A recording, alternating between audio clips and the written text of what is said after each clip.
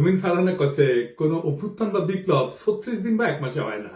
হ্যাঁ, কেউ যদি মনে করেন অল্প কয়েকদিনের আন্দোলনে হাসিনাকে দেশছাড়া করেছেন, তবে তারা বোকার স্বর্গে বাস করছেন। শেখ হাসিনার পালানো বিএনপির 16 বছরের আন্দোলনের ফসল গণবিস্ফোরণে শেখ হাসিনা পলায় গেছে। আন্দোলনকারী বিএনপি করেছে, ঈদের পরে আন্দোলন, আর কেউ করেনি। হ্যাঁ, গুম আর খুন হয়েছে খালি বিএনপির কর্মী, দেশ ছাড়া হয়েছে খালি বিএনপির কর্মী। আমরা খায় না খায় অ্যাক্টিভিজম করলাম, আমরা তো বিএনপি করি না, গল্লিকও খাই না। সমাজ কি তাইলে আমাদের মেনে নেবে?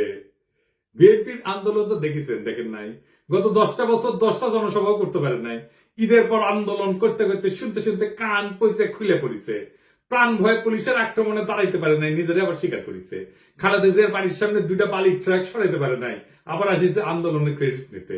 বিএনপি 16 বছর কেন 1600 বছর ঈদের পরে আন্দোলনের ঘোষণা দিল, হাসিনার যেত না।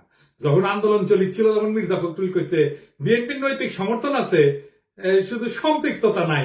হ্যাঁ, শুনেন, আমরা এই আন্দোলনের সঙ্গে কখনোই সরাসরি জড়িত নই, আমরা তাদেরকে নৈতিক সমর্থন দিয়েছি। আর আজ রুমিন ফারহানা বলে বিপ্লব তারাই করেছে, 1 মাসে বিপ্লব হয় না। তাহলে 7ই নভেম্বরে বিপ্লব কেমনে 4 দিনে হইল? নভেম্বরের 3 তারিখ থেকে 7 তারিখ বিপ্লব। রাশিয়ার বিপ্লব কেমনে 10 দিনে হইল? দুনিয়া কাঁপানো 10 দিন, ওই টাইমের উপরে একটা বইও আছে।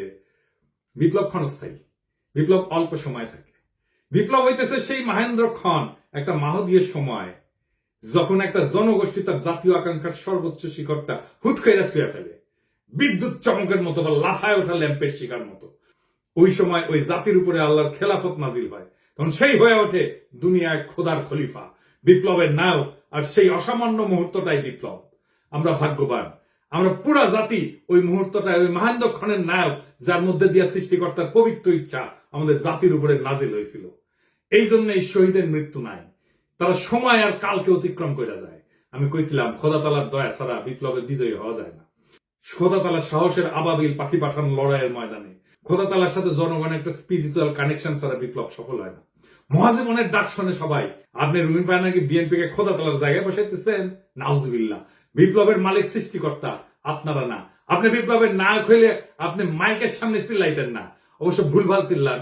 কইতেছে 18 সালে নাকি বিএনপি নির্বাচন প্রত্যাখ্যান করেছে। শুনেন, আওয়ামী লীগ যখন ভারতের সঙ্গে আঘাত করে 14, 18, 24-এ ক্ষমতা দখল করলো, বিএনপি তখন আকস্মিকভাবে জনগণের পাশে থেকে নির্বাচন প্রত্যাখ্যান করেছে। ওই নিজেই 2018 সালে সংসদে সংরক্ষিত আসনের এমপি ছিল বিএনপির, আবার বিএনপি নির্বাচন প্রত্যাখ্যান করছে। কি কয় না কয় তার কোনো ঠিক নাই। শুধু তাই না, 10 কাঠার একটা প্লট চাই আবেদন করেছিল, যে প্লট পাইলে নাকি চিরকৃতজ্ঞ থাকিবে। দেখেন, এটা প্লটের লোভ সামলাইতে পারে না, সে আবার বিপ্লব বিপ্লব করে। হ্যাঁ, খেল খতম হয়েছে, পয়সা হজম। দরখাস্তটা দেখেন, একবার বলে 2/3 মেজরিটি নিয়ে বিএনপি ক্ষমতায় যাবে। শুনেন, আবার বলে বিএনপি নেতা কর্মীদের কন্ট্রোল করা যাচ্ছে না, কেন্দ্রে জানায় কোনো লাভ হচ্ছে না। শুনেন, বিএনপির নেতা কর্মীদেরকে মাঠ পর্যায়ে কন্ট্রোল করা যাচ্ছে না, চাঁদাবাজির সঙ্গে যুক্ত, জমি দখলের সঙ্গে যুক্ত, টেন্ডারবাজির সঙ্গে যুক্ত। আমার এলাকাতে পদধারী নেতারা কেউ মাটি ভরাট করে নদীর উপরে, জমি দখল করে, আরেক উপজেলায় পদধারী নেতারা মামলা বাণিজ্য করে। তো কন্ট্রোল করা তো যাচ্ছে না। কেন্দ্রে খবর পাঠানো হয়েছে, কেন্দ্র কোনো অ্যাকশন নেয় নাই। তো বুঝছেন তো, বিএনপি ক্ষমতা এসে কি করবি? আচ্ছা, ওরা ছেড়ে দিই, বাচ্চা মেয়ে কি কইতে কি কয় ঠিক নাই, আপনারা ছেড়ে দিয়েন। এবার আসেন বিএনপির অন্যতম প্রধান তরুণ বুদ্ধিজীবী ফাহাম আব্দুল সালাম, ওরা নিয়ে একটু কথা বলি। ফাহাম দেশে গেছিল, আপনারা মনে হয় অনেকেই জানেন যে ফাহাম মির্জা ফখরুল ভাইয়ের মেয়ে জামাই।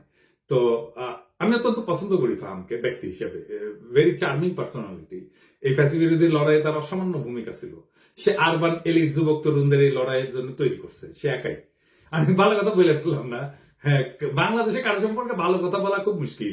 যারা ফাহামকে পছন্দ করেন না তারা গালাগালি করতে পারে, আর যারা ফাহামকে পছন্দ করে তারাও গালাগালি করবে যে ও আসিছে এবার ফাহামের জনপ্রিয়তা দিয়া তোমার পয়েন্ট বাড়ানোর জন্য, পয়েন্ট খাওয়ার জন্য আসিছে।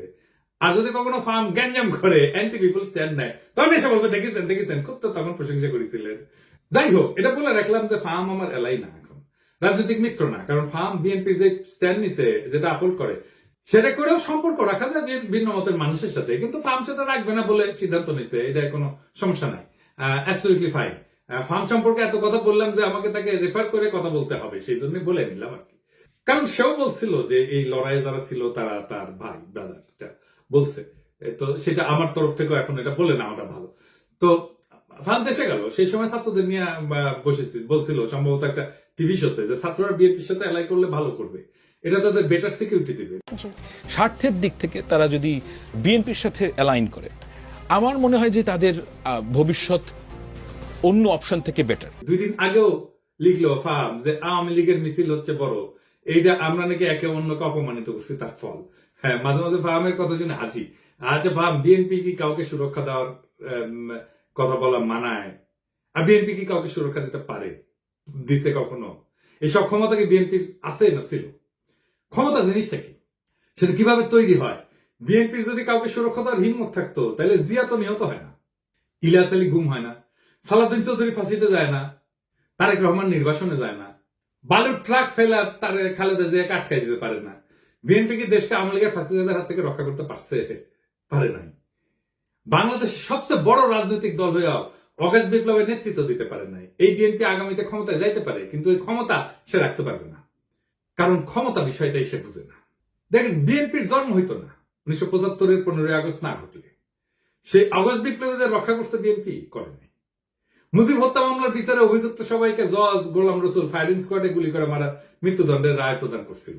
যদিও দেশে প্রচলিত সিআরপিসিতে মৃত্যুদণ্ড দণ্ডিতদের ফায়ারিং স্কোয়াডে গুলি করে মারার কোনো বিধানই নাই।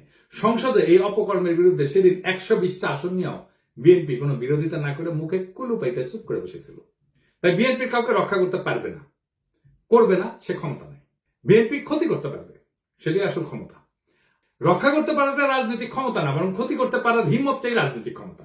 আমি এই প্রসঙ্গে বিস্তারিত আলাপ করছি আগের এপিসোডে। আওয়ামী লীগের মিছিল বড় হচ্ছে এই জন্য না যে কেউ কাউকে অপমান করছে আর অভিমানে রাজপথ ছেড়ে দিচ্ছে তাই আওয়ামী লীগ মিছিল করতেছে, না তা না। বাংলাদেশে বিএনপি বা জামাত বা ছাত্রদের এনসিপি গ্রিন সিগন্যাল ছাড়া আওয়ামী লীগের বাপের ক্ষমতা নাই মিছিল করে। আওয়ামী লীগ বিএনপির আশকারা পাইয়া মিছিল করতেছে না, শুধু বিএনপি আওয়ামী লীগের মিছিল করে দিচ্ছে। হ্যাঁ বা বেশ, এইভাবে তারা আওয়ামী লীগকে বাঁচাই রেখে জনগণকে ভয় দেখাইতে চায়। বিএনপি ক্ষমতায় আসার আগেই দলটার নেতা কর্মী এবং তাদের আত্মীয় স্বজনরা আওয়ামী লীগের রাজনৈতিক স্বার্থ রক্ষার জন্য কতটা মরিয়া হয়ে উঠছে এ খবর পড়লেই সেটা বুঝতে পারবেন। আওয়ামী লীগকে যারা রুখে দিতে পারবে তারাই আগামী বাংলাদেশের নেতা হবে।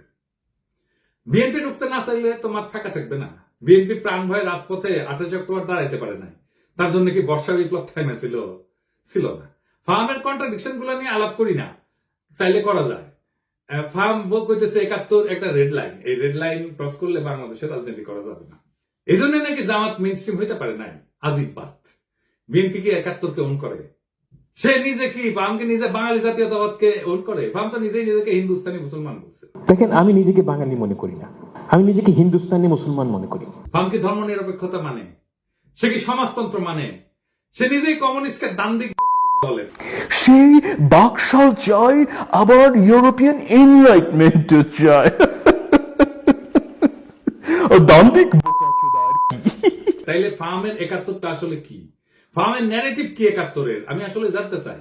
এবার আসেন বিএনপির 31 দফা নিয়ে আলাপ করি। আমি 31 দফার এক এক দফা নিয়ে সারা সারা ভাবে আলাপ করেছি, আপনারা দেখছেন। আলাপ একবারে যদি করতাম আগ্রহ ধরে রাখতে পারতেন না। তো বিএনপির কিছু কইতে ইচ্ছা করে না, এরা বেকুব ভর্তি দল, এরা নিজেদের দুর্বলতা কখনো বুঝতে পারে নাই। যেহেতু অ্যান্টি আওয়ামী লীগ সকলের কাজের সুফল পাইছিল, তাই তারা ভাবে নাই নিজের ইন্টেলেকচুয়াল অ্যাসেট গড়ে তুলতে হবে। এখন পড়েছে গাড্ডায়।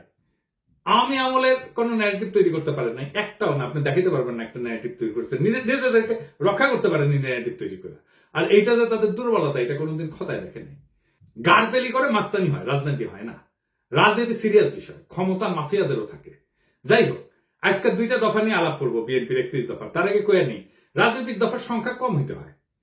আমি চ্যালেঞ্জ দিয়ে বলতে পারি, বিএনপি স্ট্যান্ডিং কমিটির প্রত্যেককে আলাদা কইরা 31 দফা লিখতে বলেন, পারবে না, একজনও লিখতে পারবে না 31টা দফা। আপনি বিএনপির কর্মী হন, নেতা হন, নিজে লেখেন, এটা এপিসোড বফ করে নিজে লেখেন, পারবেন না। আমি চ্যালেঞ্জ দিলাম, পারবেন না। আপনি নিজে যার রাজনীতি করাটাই কাজ, যে পারেন না নিজের দফাটা নিজে লিখতে, মনে রাখতে। পাবলিকের বাপের ধন কি সাপে খাইছে যে সে মনে রাখবে? তার ঠেকা পড়ছে। আসেন দেখি রাজনৈতিক কর্মসূচি অল্প দফায় কেন হইতে হয়, সেটা একটু আলাপ করি। 1 নম্বর কারণ সহজবোধ্যতা। অল্প দফা থাকলে জনগণ সহজে বুঝতে পারে কি দাবি করা হচ্ছে। বেশি দফা থাকলে মেসেজ জটিল হয়ে যায়, সেই জন্য সাধারণ মানুষের মনোযোগ হারানোর ঝুঁকি বাড়ে।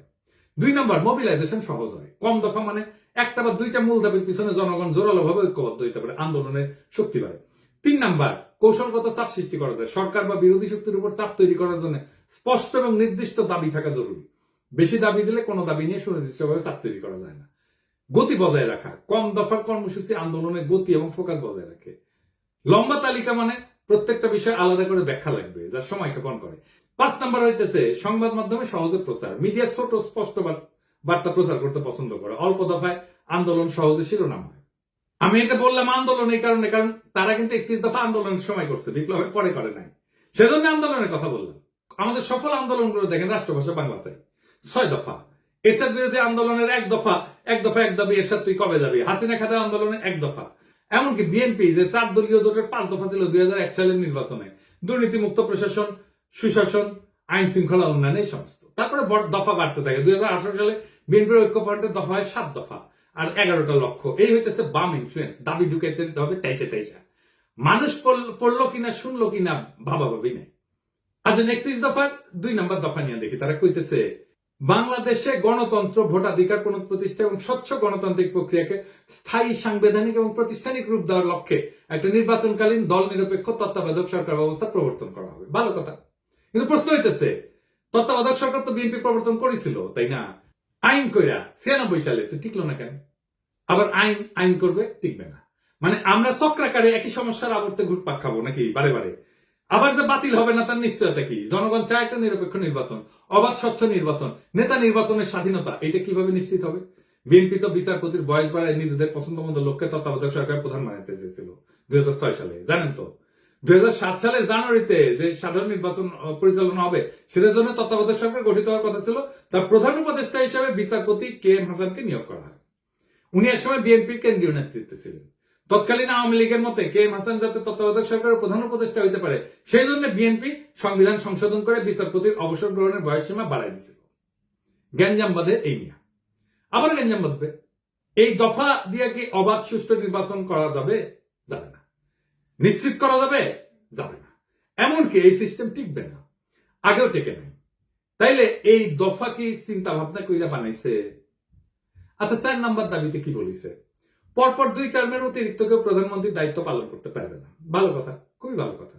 কি মনে হয় এটা কইরা? পরপর 2 টার্মের বেশি কেউ প্রাইম মিনিস্টার দায়িত্ব পালন করতে পারবে না। এটা বিএনপি অনেকবার বলছে, কিন্তু আমরা যাতে আমেরিকায় দেখি, এইটাই সংবিধান সংস্কার কমিটি প্রস্তাব করছে। এখন বিএনপি কইতেছে প্রধানমন্ত্রী পদে দাঁড়ান 2 মেয়াদের বেশি কেউ থাকতে না পারলেও একবার বিরতি দিয়া আবার প্রধানমন্ত্রী হইতে চাইলে সেই সুযোগ থাকতে হবে। মানে পরপর 2 টার্ম থাকবে, তারপরে 1 বছর অন্য কেউ হবে, তারপরে আবার কেউ 2 টার্ম এসে থাকবে। মানে বুঝছেন তো, পরপর 2 টার্ম থাকার পরে 1 টার্ম প্রেসিডেন্ট হবে, তারপর আবার 2 টার্ম প্রাইম মিনিস্টার হবে, তারপরে 1 টার্ম প্রেসিডেন্ট হবে। মানে চালাকি শুরু হয়ে গেছে, ভাবছে কেউ বুঝতে পারবে না। যেই মাত্র ক্ষমতায় আসা দেখতে পারতেছে তখনই চোখ উল্টাই দিচ্ছে বিএনপি। যখন ক্ষমতা থেকে দূরে তখন কত ভালো ভালো কথা দেখিছো, কি সুন্দর চাঁদ দিছে, এখন আর চিনে না। আসেন, কেন পরপর 2 বার রাষ্ট্রের প্রধান নির্বাহী হওয়া ঠিক না? এর পিছনে দার্শনিক ভিত্তিটা কি? পরপর 2 টার্ম রাষ্ট্রের নির্বাহী থাকা ঠিক না কেন? এর মূল উদ্দেশ্য হইতেছে 1 নম্বর, ক্ষমতার অপব্যবহার রোধ করা। দীর্ঘ সময় ধরে একই ব্যক্তি ক্ষমতায় থাকলে স্বৈরতান্ত্রিক প্রবণতা তৈরি হয়, নিজের ক্ষমতা পাকাপোক্ত করতে শুরু করে, জনগণের বদলে নিজের দল বা নিজের শক্তিকে রক্ষা করে। একই জিনিস ঘটছে হাসিনার ক্ষেত্রে। 2 নম্বর, নতুন নেতৃত্বের সুযোগ সৃষ্টি হয় না। নিয়মিত নেতৃত্বে পরিবর্তন মানে নতুন চিন্তা, নতুন দৃষ্টিভঙ্গির আগমন। 3 নম্বর, রাষ্ট্রীয় প্রতিষ্ঠানের স্বাধীনতা রক্ষা। একজন দীর্ঘদিন ক্ষমতায় থাকলে বিচার বিভাগ, নির্বাচন কমিশন, পুলিশ ইত্যাদি তার হাতে জিম্মি হয়ে যেতে পারে, যেটা হাসিনার আমলে হয়েছিল। 4 নম্বর, গণতন্ত্রের প্রাণবন্ততা বজায় রাখা। জনগণ যাতে মনে করে রাষ্ট্র তাদের, কোনো ব্যক্তির না, এই অনুভূতি বজায় রাখা দরকার। এবং দীর্ঘকালীন শাসনের বিদ্রোহ কিন্তু অবশ্যম্ভাবী হয়ে ওঠে, কারণ ক্ষমতা কেন্দ্রীভূত হয়ে পড়ে। যখন এক ব্যক্তি বা গোষ্ঠী দীর্ঘদিন রাষ্ট্রের নেতৃত্ব থাকে, তখন তারা সমস্ত শক্তি নিজেদের হাতে কক্ষিগত করে। আইনের শাসন দুর্বল হয়, বিচার ব্যবস্থা পক্ষপাতদুষ্ট হয়, সেনাবাহিনী প্রশাসন ব্যক্তি বিশেষের গোলাম হইয়া পড়ে, জনগণের স্বাভাবিক চাহিদা, ন্যায় বিচার, সমান অধিকার, জীবনের নিরাপত্তা, এই সমস্ত পদদলিত হয়। একই জিনিস আমরা দেখছি হাসিনার আমলে। দেখেন, এই যে ঘটনা, এটা তাত্ত্বিক ভিত্তি কি, যে কেন প্রধান নির্বাহী বেশি দিন থাকতে পারবে না? তাত্ত্বিকভাবে এটা দাঁড়ায় আছে কয়েকটা বড় চিন্তার উপরে। 1 নম্বর হচ্ছে ডেমোক্রেটিক রোটেশন বা এটাকে বলা যেতে পারে গণতান্ত্রিক চক্র। জন লক, মন্তেস্কু এই দার্শনিকরা বলছিলেন ক্ষমতা স্বাভাবিকভাবে দুর্নীতির দিকে ধাবিত হয়, তাই নিয়মিত ক্ষমতার হাত বদল জরুরি। আরেকটা তত্ত্ব হচ্ছে ন্যাচারাল ডিকে অফ পাওয়ার, মানে ক্ষমতার স্বাভাবিক ক্ষয়। টকভিল উনি বলছেন একজন নেতা যত বেশি সময় ক্ষমতায় থাকে তত সে জনগণের আসল চাহিদা থেকে বিচ্ছিন্ন হয়ে পড়ে। আর 3 নাম্বার হইতেছে জেনারেশনাল রিনিউয়াল, নতুন প্রজন্মের আবির্ভাব তত্ত্ব। রাষ্ট্রের সেবা করার সুযোগ নতুন নেতৃত্বকে দিতে হবে, না হইলে রাষ্ট্র সময়ের সাথে সাথে পিছায় যাবে। যদি একজন নেতা 2 মেয়াদে চালায় যায়, তারপর এক টার্ম বিরতি নিয়ে আবার প্রার্থী হয়, তাহলে মূল উদ্দেশ্য ব্যাহত হয়। কেন ব্যাহত হয়? 1 নাম্বার, ক্ষমতার নেটওয়ার্ক নষ্ট হয় না, যেটা তৈরি হয়েছিল। যে নেতা টানা 2 মেয়াদ চালাইছে তার সময়কালে প্রশাসন, বিচার বিভাগ, পুলিশ, মিডিয়া, ব্যবসায়ী গোষ্ঠী সব স্তরে স্তরে অনুগত এক ধরনের নেটওয়ার্ক তৈরি হয়। একটা বিরতিতেও এই নেটওয়ার্ক বেঁচে থাকে, সক্রিয় থাকে। এখন দেখতেছেন না, এখনো হাসিনার লোকজন প্রশাসনে আছে। তো উনি যখন আবার প্রার্থী হয়, এই শক্তিগুলো তাকে সুবিধা দেয়, ফলে নতুন প্রতিদ্বন্দ্বিতা বা নতুন নেতৃত্বের সুযোগ প্রকৃত অর্থে হয় না। 2 নাম্বার, জনগণের মনস্তত্ত্ব পাল্টায় না। নেতার ব্যক্তি পূজা বা জনপ্রিয়তার মিথ ভেঙে যেতে সময় লাগে। মাত্র 1 মেয়াদের বিরতি তা ভাঙার জন্য যথেষ্ট না, ফলে পুরনো প্রভাব বজায় থাকে। মানুষ মনে করে ওই লোকটাই আবার ফিরে আসবে। 3 নাম্বার, প্রশাসনিক নিরপেক্ষতা থাকে না। নির্বাচন কমিশন, পুলিশ, সরকারি যন্ত্রপাতি তাদের পুরনো বসের জন্য অপেক্ষায় থাকে, ফলে নির্বাচন প্রতিযোগিতামূলক হয় না, গণতন্ত্র দুর্বল হয়। 4 নম্বর হইতেছে নতুন প্রজন্মের নেতৃত্ব বাধাগ্রস্ত হয়। যখন পুরনো নেতা আবার ফিরে আসার সম্ভাবনা রাখে, তখন নতুন নেতৃত্ব উঠে আসতে ভয় পায় বা বাধাগ্রস্ত হয়, গণতন্ত্রের নবায়ন থেমে যায়। তত্ত্বে যতই বলা হোক না কেন, অনেক রাষ্ট্রনায়ক নিয়ম ভেঙে আজীবন ক্ষমতা ধরে রাখার পথ তৈরি করছে। সবচেয়ে উল্লেখযোগ্য 2টা উদাহরণ দিই। ভ্লাদিমির পুতিন টানা 2 টার্ম শেষ হওয়ার পর উনি সংবিধান অনুযায়ী প্রেসিডেন্ট হইতে পারতেন না, তাই নিজের ঘনিষ্ঠ দিমিত্রি মেদভেদেভকে প্রেসিডেন্ট করে নিজে হয় প্রধানমন্ত্রী, কিন্তু রাশিয়ার প্রকৃত ক্ষমতা নিজের কাছেই রাখে। 2012 সালে আবার প্রেসিডেন্ট হয়, পরে সংবিধান সংশোধন করে তার মেয়াদের সীমাটা মুছে দেয়। এখন পুতিন 2036 সাল পর্যন্ত প্রেসিডেন্ট থাকতে পারবে, অর্থাৎ প্রায় 4 দশক ধরে। এর ফলাফল কি হয়েছে? রাশিয়া গণতন্ত্র থেকে দূরে সরে গেছে, বিরোধী নেতারা নিশ্চিহ্ন হয়ে গেছে এবং ব্যক্তিকেন্দ্রিক একনায়কতন্ত্র তৈরি হয়েছে। শি জিনপিং, চীন প্রেসিডেন্টের জন্য 2 মেয়াদের সীমা ছিল 5-5-5 10 বছর। শি জিনপিং 2013 সালে প্রেসিডেন্ট হয়। 2018 সালে চীনের কমিউনিস্ট পার্টি সংবিধান পরিবর্তন করে 2 মেয়াদের সীমা তুলে দেয়। এখন শি জিনপিং আজীবনের জন্য প্রেসিডেন্ট থাকার পথ খুলে দিয়েছে। এর ফলাফল কি? চীনে ব্যক্তির চেয়ে পার্টি বড়, এই নীতিগতভাবে লঙ্ঘন করছে। আজ চীনে গণতান্ত্রিক কোন নির্বাচন নাই, মত প্রকাশের স্বাধীনতা কঠিনভাবে নিয়ন্ত্রিত। ফলে যখন 2 টার্মের নিয়ম ভেঙে ফেলা হয় বা কোন ছিদ্র রেখা, ক্ষমতা ধরে রাখার রাস্তা রাখা হয়, তখন গণতন্ত্র দ্রুত দুর্বল হয়ে পড়ে, রাষ্ট্র ব্যক্তি কেন্দ্রিক হয়ে যায় এবং জনগণের স্বাধীনতা কাগজে কলমে সীমাবদ্ধ হয়ে পড়ে। আমি মাঝে মাঝে চুপচাপ হয়ে বসে থাকি, ভাবি যে যদি 2028 সাল পর্যন্ত আওয়ামী লীগ থাকতো কি হইতো? নির্বাচনের নাম উচ্চারণ করলেই নীল সাদা ভাই নিশা দাঁড়াইতো দোরগোড়ায়, ঠান্ডা গলায় বলতো চলেন। তারপর বাকিটা একটা কালো গল্প, যার শেষ পাতায় রক্তের দাগ। লুৎফুজ্জামান বাবর কারাগারের ঘুপসি কোণে চোখ তুলা পাখিদের উঠতে দেখতেন আর ভাবতেন তারা এখনো উঠতে পারে, অথচ আমি। সালাউদ্দিন আহমেদ শিলংয়ের আকাশে হাত তুলতেন, এই নীল কি ঢাকার মতো, নাকি আমি বদলে গেছি? খালেদা জিয়া এখনো অন্তরীণ থাকতেন। রিজভী ভাই কোলাপসেবল গেটের পিছনে মাফলার গলায় দিয়া হাতে গোনা কয়েকজন কর্মী নিয়া শীতের মধ্যে ঠকঠক করে কাঁদতেন, ওটাই ওনার রাজনৈতিক কর্মসূচি হয়ে থাকতো। আর আয়নাগর, ওইখানে নাম ঝুলতো শত শত মৃত স্বপ্নের, ভুলে যাওয়া মানুষের, যারা একদিন হাঁটতো, হাসতো, স্বপ্ন দেখতো, তারপর চুপ হয়ে যেত। আমরাও চুপ হয়ে যেতাম, চুপচাপ বাজারে যেতাম, চুপচাপ অতি মূল্যে অল্প কিছু ডিম কিনতাম, সবজি কিনতাম, আর মাছ মাংস দেখে হাত পিত্তেশ করতাম। চুপচাপ আয়নায় তাকায় ভাবতাম, এটা আমার মুখ না, আমি কোথায় হারালাম? ঠিক তখন কিছু সাহসী তরুণ উঠে দাঁড়ায়, তারা বলে এমন জীবন চাই না। তারা বাতাসে ছড়ায় দেয় আলো, আমরা গলা ছেড়ে কাপা কাপা স্বরে ওদের দেখে পথে নেমে আসি, সাহস নিয়া বলি আমরা ভালো নাই। কিন্তু আজ আমরা বলি ওদের হটাও, ওরা রাজনীতি করে ফেলছে। ওদের রক্ত আজকে পথের ধুলা, ওদের কান্না আজকে নীরব শোক। আমরা চিৎকার করি এখনই নির্বাচন চাই, ডিসেম্বরই চাই, এখনই চাই। দেশ যে ভালো চলতেছে এটা কেউ দেখে না। রিজার্ভ বাড়তেছে, দুর্নীতির টাকা ফিরতেছে, সংস্কারের বাতাস রাখছে, কিন্তু এই খবর কারো কানে ছয় না। একটাই আমাদের পিপাসা এখন, ক্ষমতা আর ক্ষমতা। আলোর এই লড়াই কখনো সহজ ছিল না। আলোর জন্য যারা পথে নামে তাদের পা রক্তাক্ত হয়, তাদের চোখে জল জমে, তাদের গলা রুদ্ধ হয় কান্নায়, কিন্তু তবু তারা হাঁটে কারণ তারা জানে পিছাই গেলে চিরকাল হারায় যেতে হবে। আর যারা রক্ত দিচ্ছে, যারা ভয়কে পিছনে ফেলে আগাইছে, তাদের নাম ইতিহাসের পাতায় লেখা থাকবে। আজকে যারা কাটতেছে মিথ্যা বলতেছে, তারা কেবল হারায় যাবে বিস্মৃতির ধুলায়। বিপ্লব কখনো সংগঠিত হয় না বক্তৃতায়, বিপ্লব জন্ম নেয় নির্ভীক হৃদয়ে, তপ্ত রক্তে। আমরা সেই রক্তের উত্তরাধিকার, আমরা হারবো না। তারা ভাবছিল আমরা ভয় পাবো, তারা ভাবছিল আমরা হাইরা যাবো, তারা ভাবছিল আমরা মুখ নিচু কইরা ঘরে ঢুকে যাবো। কিন্তু তারা ভুল করছে। আমরা পিছু হটিনি, আমরা সামনে আগাইছি, আমরা থামিনি, আমরা ঝড় তুলছি, আমরা চুপ থাকিনি, আমরা স্লোগানে মুখর করছি রাজপথ। আজ যারা ধোকা দিচ্ছে, ইতিহাস তাদের মুখ চিরকাল ঘষা মাটিতে ফেলে রাখবে। আজ যারা দাঁড়াইছে, ইতিহাস তাদের মাথায় তুলে নেবে। আজ আকাশ ভেঙে পড়ুক, সমুদ্র ফেটে যাক, আমরা পিছু হটবো না। আমাদের জয় হবে ইনশাআল্লাহ। ইনকিলাব।